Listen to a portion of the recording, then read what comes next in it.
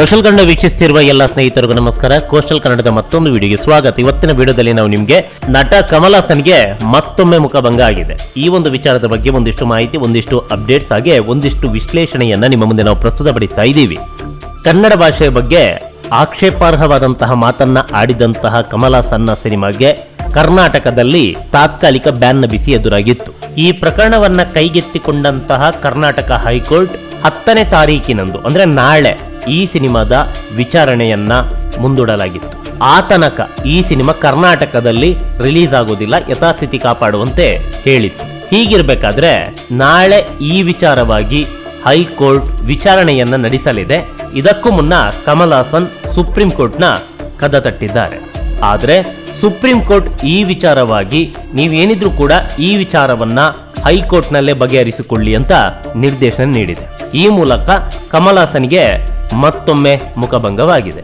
ತಕ್ಷಣ ವಿಚಾರಣೆಗೆ supreme court ನಕಾರವನ್ನ ವ್ಯಕ್ತಪಡಿಸಿದೆ. ಹಾಗೆ ಈ ವಿಚಾರವನ್ನ ನೀವು ಹೈಕೋರ್ಟ್ನಲ್ಲೇ ಇತ್ಯರ್ಥ ಮಾಡಿಕೊಳ್ಳಿ ಅಂತ ಸುಪ್ರೀಂ ಕೋರ್ಟ್ ಹೇಳಿದೆ.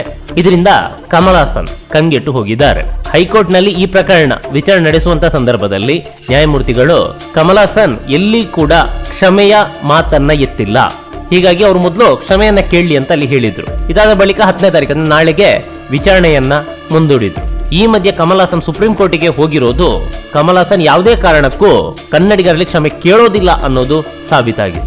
ಅದೆಂತದ್ದೇ ಆದ್ರೂ ಕೂಡ ಕಮಲ್ ಹಾಸನ್ ಆಡಿದಂತ ಮಾತಿಗೆ ಆತ ಬದ್ಧನಾಗಿದ್ದಾನೆ ಅನ್ನೋದು, ಯಾವುದೇ ಕಾರಣಕ್ಕೂ ಕ್ಷಮೆ ಕೇಳೋದಿಲ್ಲ ಅನ್ನೋದು ಈ ಮೂಲಕ ಸಾಬೀತಾಗಿದೆ. ಇದಕ್ಕಾಗಿಯೇ ಸುಪ್ರೀಂ ಕೋರ್ಟಿಗೆ ಹೋಗಿ ಕರ್ನಾಟಕದಲ್ಲಿ ಸಿನಿಮಾವನ್ನ ಬಿಡುಗಡೆ ಮಾಡುವಂತಹ ಸಾಹಸಕ್ಕೆ ಕೈ ಹಾಕಿದ್ದಾರೋ ಪ್ರಶ್ನಾರ್ಥಕ. ಒಂದು ವೇಳೆ ಬಿಡುಗಡೆಯಾದ್ರೆ ಏನಾಗುತ್ತೆ? ಕಾಲನೇ ಉತ್ತರ ಕೊಡುತ್ತೆ.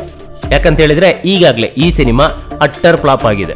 ಆರಂಭದಲ್ಲಿ ಈ ಸಿನಿಮಾ ಕರ್ನಾಟಕದಲ್ಲಿ ಯಾವಾಗ ರಿಲೀಸ್ ಆಗಲ್ಲ ಅಂತ ಗೊತ್ತಾಯ್ತು, ಆ ಸಂದರ್ಭದಲ್ಲಿ ಕಮಲ್ ಹಾಸನ್ ಸಿನಿಮಾಗೆ ಹಾಕಿರುವಂತ ಬಂಡವಾಳವನ್ನ ತಮಿಳುನಾಡಲ್ಲಿ ಎತ್ತಿಕೊಳ್ತೇನೆ ಅಂತ ಹೇಳಿದ್ರು. ಆದ್ರೆ ಮೊದಲ ದಿನ 15 ಕೋಟಿಯನ್ನ ಕೂಡ ಈ ಸಿನಿಮಾ ದಾಟಿಲ್ಲ. ಈ ತನಕ ಕೂಡ ಈ ಸಿನಿಮಾ 50 ಕೋಟಿ ರೂಪಾಯಿಯನ್ನ ಕೂಡ ದಾಟಿಲ್ಲ. ಹೀಗಿರ್ಬೇಕಾದ್ರೆ ಈ ಸಿನಿಮಾವನ್ನ ಕರ್ನಾಟಕದಲ್ಲಿ ಅದು ಹೇಗಾದ್ರೂ ಮಾಡಿ ರಿಲೀಸ್ ಮಾಡಬೇಕು ಅನ್ನೋ ಹಠ ಇದೆಯಲ್ಲ, ಇದಕ್ಕೆ ಏನನ್ಬೇಕು ಗೊತ್ತಾಗ್ತಾ ಇಲ್ಲ. ಅದೇನೇ ಇರ್ಲಿ, ಈ ಒಂದು ಪ್ರಕರಣ ಹೈಕೋರ್ಟ್ ನಲ್ಲಿ ಇರ್ಬೇಕಾದ್ರೆ ಸುಪ್ರೀಂ ಕೋರ್ಟ್ ನ ಕದ ತಟ್ಟಿ ಅಲ್ಲಿ ಶೀಘ್ರದಲ್ಲೇ ಈ ಪ್ರಕರಣವನ್ನ ಕೈಗೆತ್ತಿಕೊಳ್ಳಲಿಕ್ಕೆ ಆಗೋದಿಲ್ಲ ಅಂತ ನ್ಯಾಯಮೂರ್ತಿಗಳು ಹೇಳಿದ್ದಾರೆ. ಇದರ ಜೊತೆಗೆ ಏನಿದ್ರು ಕೂಡ ಹೈಕೋರ್ಟ್ ನಲ್ಲಿ ಇತ್ಯರ್ಥ ಮಾಡಿಕೊಳ್ಳಿ ಅಂತ ನ್ಯಾಯಮೂರ್ತಿಗಳು ಸಲಹೆಯನ್ನ ನೀಡಿದ್ದಾರೆ.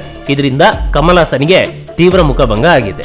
ಇನ್ನು ಈ ಸಿನಿಮಾದ ಬಗ್ಗೆ ನಾಳೆ ಹೈಕೋರ್ಟ್ ನಲ್ಲಿ ಯಾವ ರೀತಿಯಾದಂತಹ ವಿಚಾರಣೆ ನಡೆಯುತ್ತೋ, ಹಾಗೆ ಯಾವ ರೀತಿಯಾದಂತಹ ಆದೇಶ ಹೊರಬರುತ್ತೋ ಕಾದು ನೋಡಬೇಕು. ಇವೆಲ್ಲದರ ಮಧ್ಯೆ ಆರಂಭದಲ್ಲೇ ಒಂದು ಮಾತು ಕೇಳಿ ಬಂದಿತ್ತು, ಹೈಕೋರ್ಟ್ ನಲ್ಲಿ ಕಮಲ್ ವಿರುದ್ಧ ತೀರ್ಪು ಬಂದ್ರೆ ಆ ವ್ಯಕ್ತಿ ಸುಪ್ರೀಂ ಕೋರ್ಟ್ ನ ಕದ ತರ್ತಾರೆ ಅಂತ. ಆದ್ರೆ ಅದಕ್ಕೂ ಮುನ್ನವೇ ಹೈಕೋರ್ಟ್ ನಲ್ಲಿ ವಿಚಾರಣೆಯ ದಿನಾಂಕವನ್ನ ಮುಂದೂಡಿದ ಆ ಗ್ಯಾಪ್ ಏನಿದೆ, ಈ ಗ್ಯಾಪ್ ನಲ್ಲಿ ಸುಪ್ರೀಂ ಕೋರ್ಟ್ ನ ಕದವನ್ನ ತರ್ತಾರೆ ಅಂತ ಯಾರು ಕೂಡ ನಿರೀಕ್ಷೆ ಮಾಡಿರ್ಲಿಲ್ಲ. ಸ್ವಲ್ಪ ಆತುರದಲ್ಲೇ ಕಮಲ್ ಹಾಸನ್ ಯೋಚನೆ ಮಾಡಿದಂಗಿತ್ತು.